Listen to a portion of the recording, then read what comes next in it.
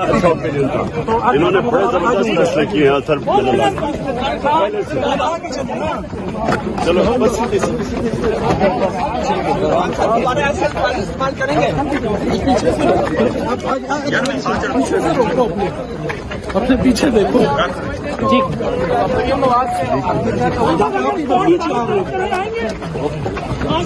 कौन अगर तुम्हारा तलब करे आप आएंगे।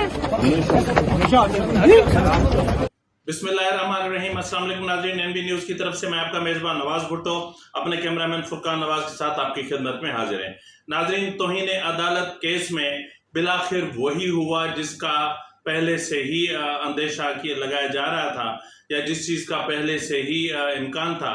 आपको नाज़रीन याद होगा कि मैं मुतवातिर जो प्रोग्राम्स कर रहा था उसमें मैं आपको कह रहा था कि इमरान खान को तौहीन अदालत केस में बाइज्जत बरी कर दिया जाएगा, क्योंकि जो अदालत केस की समाअत के साथ ही ये कहना शुरू कर दे कि वो तौहीन अदालत के कवानीन को मानती ही नहीं, तो फिर सवाल ये पैदा होता है कि वो तौहीन अदालत केस में किसी को सजा कैसे सुना सकती है, और वो भी ऐसे शख्स को जिसके लिए चीफ जस्टिस साहब ने खुद कोर्ट में कहा हो कि आप जैसे बड़े और मकबूल लीडर से इस तरह की तवक्को नहीं थी।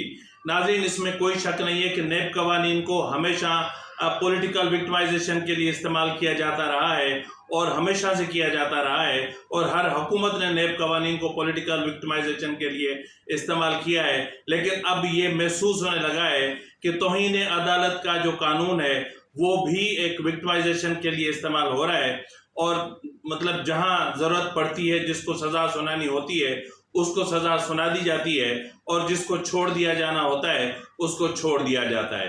नाज़रीन, आज इमरान खान को बाइज्जत बरी कर दिया गया, लेकिन यहाँ मेरे बहुत कुछ सवालात हैं। सवाल ये है कि जिस कानून के तहत इमरान खान को बरी कर दिया गया, क्या उस कानून के तहत क्या जो आइन का आर्टिकल 189 है, क्या वो आइन से ख़त्म हो गया है? क्या आर्टिकल 189 को आइन से ख़त्म कर दिया गया है? क्या इससे पहले इस कानून के तहत जिन लोगों को सजाएं सुनाई गई, जिन्होंने नाअहली काटी, जिन्होंने जेल काटे, क्या उनको वो वक्त वापस दिलाया जा सकता है?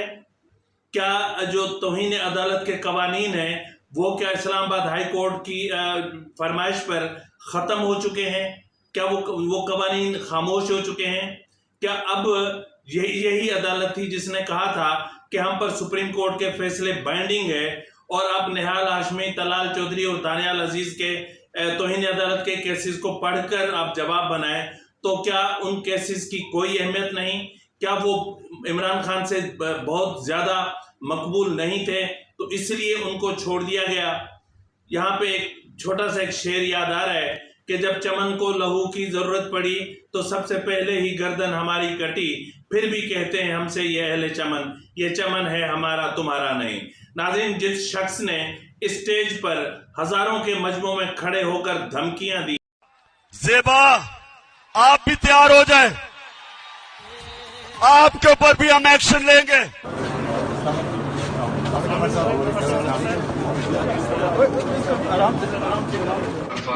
मैडम ज़ेबा को बता रहे हैं कि इमरान खान आया था और माजरत करना चाहता था कि उनकी कोई अल्फाज से कोई बेनज़ारी, ठीक है,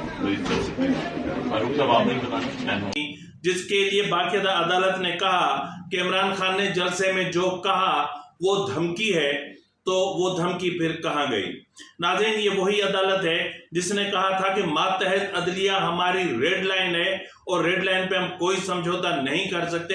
अगर आप हम यानी हाई कोर्ट के जजेस को या सुप्रीम कोर्ट के जजेस को आप कुछ कहते तो हम उस चीज़ को दरगुजर भी कर लेते, लेकिन मातहत अदलिया हमारी रेड लाइन है।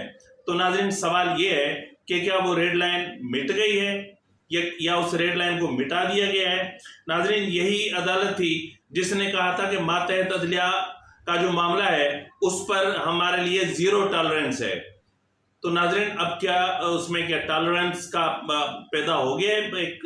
उसमें जरासीम टॉलरेंस के आ गए हैं, या वो टॉलरेंस का जो मामला था वो एकदम से कहीं से कोई खिल के और सामने आ गया है? नाज़रीन, यही अदालत थी जिसने कहा था कि कानून से लाइल्मी कोई एक्सक्यूज नहीं है। तो इमरान खान ने जो लाइल्मी का इजहार कर रहे हैं, इसको हम एक्सक्यूज नहीं मानते। और ये भी कहा गया था, अदालत में कहा गया था, ये अदालत के रिमार्क्स हैं कि अगर हर शख्स के मतलब उसमें कहा गया था कि अगर हम इसी तरह करें कि हम ताकतवर को छोड़ दें और कमजोर को सजा सुना दें तो फिर जो मसावी होने का जो असूल है वो तो बदल जाएगा, वो कहाँ जाएगा और अदालत से बाहर क्या तासुर जाएगा। तो आज भी मैं यही पूछ रहा हूं कि ताकतवर को छोड़ दिया गया और कमजोरों को सजा सुना दी गई तो मतलब अब वो तासुर क्या नहीं बाहर आया? क्या सुप्रीम कोर्ट के फैसले अब हाई कोर्ट पे बाइंडिंग नहीं होते? क्या ये कानून आइन की जो शिक है 189 क्या इसको बदल दिया गया है? सवाल तो अपनी जगह पर है। तो अब क्या कानून मसावी नहीं रहा? रात ही मैंने जो विला किया था उसमें मैंने आपको कहा था कि कानून यहां पर दो हैं। अदलिया ने लोगों को तकसीम कर दिया है, अदलिया ने अवाम को तकसीम कर दिया है, अदलिया ने अमीर और गरीब के बीच में एक लकीर खींच दी है। जो गरीब हैं उनके केस बरसहा बरस से जो है वो अदालतों के स्टोर रूम्स में पड़े सड़ रहे हैं और वो उधर जेलों में पड़े सड़ रहे हैं। उनको सुनने वाला कोई नहीं है, उनके केसेस को देखने वाला कोई नहीं है। यहाँ पे ये होता है कि एक ताकतवर शख्स घर से निकलता है और इतवार के दिन जो हाई कोर्ट का रीडर है वो भागता हुआ कोर्ट पहुंचता है, हाँपता हुआ कोर्ट पहुंचता है और फिर जमानत दे दी जाती है। ये बड़ी अजीब सी चीजें हैं। तो नाज़रीन, पहले ये कहा गया था कि जो है वो सियासतदानों के कद और उनकी मकबूलियत देखकर ही अदालत अगर फैसले करने लगे तो क्या फिर अदालत कठपुतली है? आज मैं आपसे पूछ रहा हूं कि फिरदौस आशिक अवान को आपने छोड़ दिया क्योंकि उसका ताल्लुक पीटीआई से था। आज इमरान खान को छोड़ दिया क्योंकि उसका ताल्लुक पीटीआई से था। इमरान खान का कद और उसकी मकबूलियत देख के क्या उसको रिलीफ दिया गया? तो फिर अब अदालत क्या है?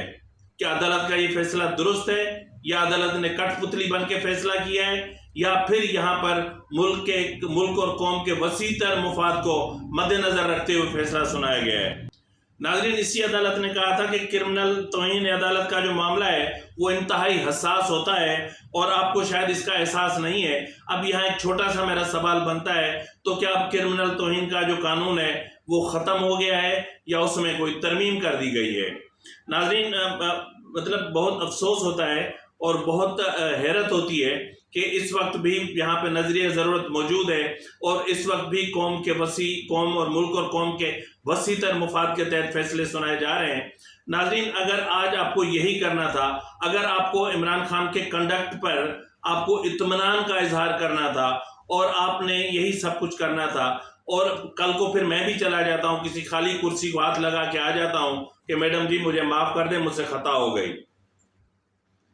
इस तरह तो नहीं होता ना। मतलब आप गाली भी दें, धमकी भी दें और आपके वुज़रा धमकियां भी दें और वुज़रा ये कहें कि इमरान खान माफी क्यों मांगे, जजेस को माफी मांगनी चाहिए। तो यही हुआ ना। फिर क्या हुआ? इमरान खान ने कोई माफी नहीं मांगी। इमरान खान को गैर मशरूत माफी पर माफ कर दिया गया है। इमरान खान को ये तीसरी बार माफी मिली है। तो क्या वो लाडला है? क्या वो चहीता है?